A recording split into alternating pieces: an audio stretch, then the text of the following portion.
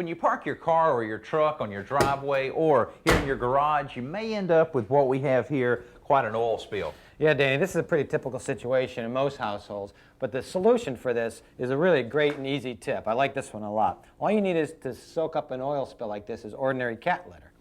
Now, the reason this works on an oil spill is the same reason it works in a litter box, is that the granules are super absorbent. Right, it's not very expensive either, is it? No, I think a big jug like this was $5 or $6. Okay. So all you need to do is, first you need to do this as soon as you possibly can, when the oil spill is really fresh, so it hasn't had a chance to soak into the concrete.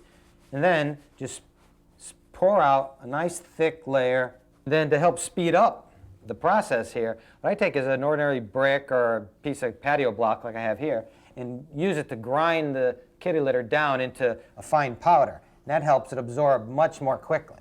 Okay, actually just mixing it up more or less. Yep. Okay.